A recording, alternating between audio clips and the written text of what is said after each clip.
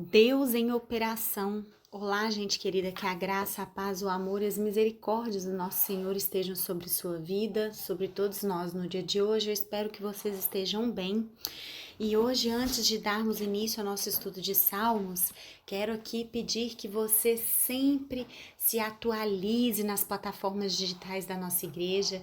Aqui você vai encontrar, além dos estudos bíblicos que são deixados, gravados diariamente para você, você também encontra os horários dos estudos bíblicos que são realizados em nossa igreja, Lagoinha Castelo, durante a semana, bem como os horários de culto, os horários da nossa escola dominical, de todas as reuniões.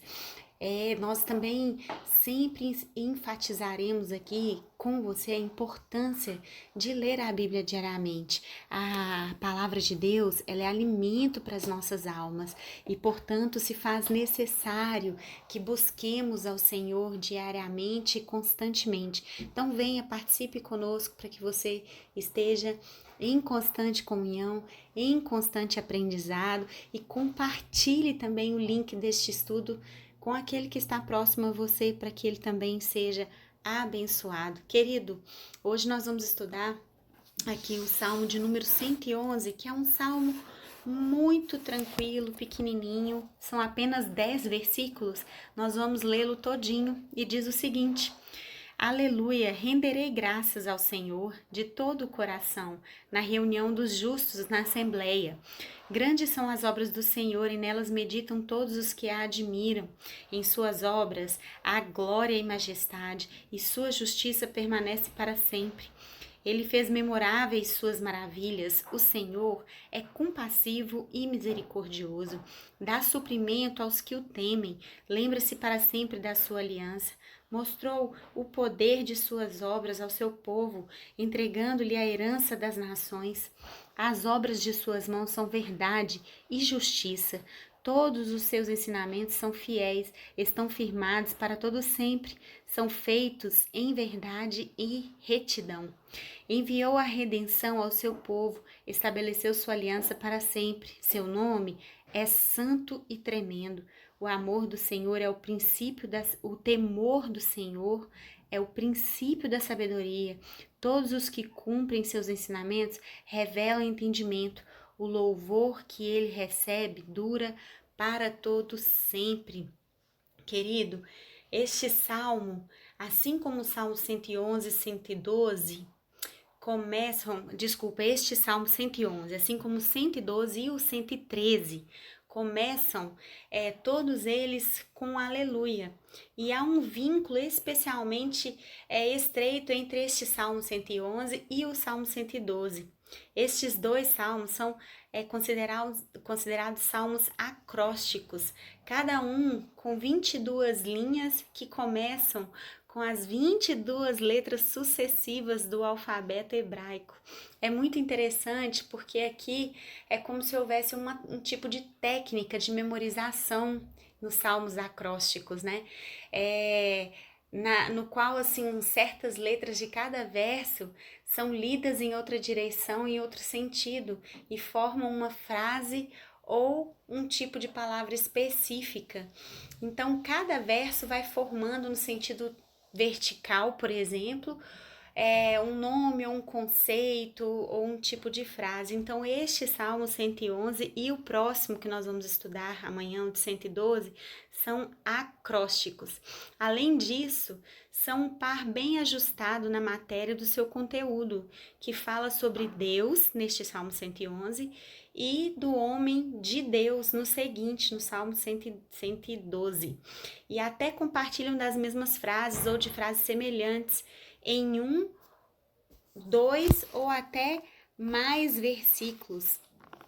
Não há título neste Salmo 111, mas trata-se de um hino de louvor alfabético, tendo por assuntos as obras do Senhor da criação, a providência e a graça divina.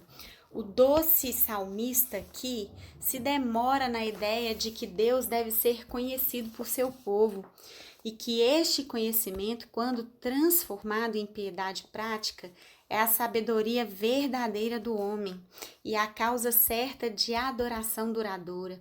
Muitos desconhecem o que seu Criador já fez e, portanto, se tornam tolos de coração e se calam quanto a louvores de Deus.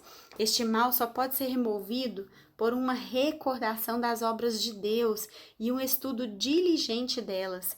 Para isso, então, o Salmo visa nos despertar. Por ser chamado o Salmo das obras de Deus, né? O Deus de obras, o Deus que está sempre em obras, que pretende entusiasmar-nos a obra do louvor. Deus, através das suas obras, nos mostra neste salmo que ele está sempre em operação. Este salmo, assim como o Salmo 112, falam da criação de Deus e como o homem deve se parecer, se assemelhar-se com Deus. Em Gênesis 1, no versículo 27, nos diz que fomos feitos à imagem e semelhança de Deus. Isso significa que fomos criados para nos relacionar com Ele e refletir de volta para Ele o seu caráter. Então, quem é esse Deus com quem devemos nos parecer? Quem é esse Deus de operações? Um Deus que criou as obras de toda a criação? Deus é um trabalhador que fez as coisas. No versículo 2 vai dizer: grandes são as obras do Senhor e nelas meditam todos os que a admiram. Deus é um Deus trabalhador que fez as coisas. O Senhor é justo. No versículo 3 vai dizer: em suas obras há glória e majestade, sua justiça permanece o quê? Para sempre. Então Deus é justo. O Senhor também é compassivo. No versículo 4 e 5 vão dizer: ele fez memoráveis suas maravilhas, o Senhor é compassivo e misericordioso, dá suprimento aos que o temem, lembra-se sempre da sua aliança. E Deus também é um Deus de verdade, da verdade. Versículo 7 e 8, as obras de suas mãos são verdade e justiça. Todos os seus ensinamentos são fiéis, estão firmados para todo sempre, são feitos de verdade e retidão. Então, querido, quem é esse Deus que opera maravilhas, um Deus de operações, um Deus que nos mostra a sua obra? Este salmo vai nos dizer que é um Deus trabalhador, vai nos dizer que é um Deus justo, vai nos dizer que é um Deus compassivo e vai nos dizer que é um Deus da verdade. Por fim, nos diz que Deus também é um Deus de integridade, que mantém todas as suas promessas, porque no versículo 9 diz: enviou a redenção ao seu povo, estabeleceu sua aliança para sempre, seu nome é santo e tremendo. Então Deus é íntegro. Seremos assim, querido, não pela simples obediência às suas regras, por mais importante que isso seja, mas pelo temor que precisamos ter do Senhor.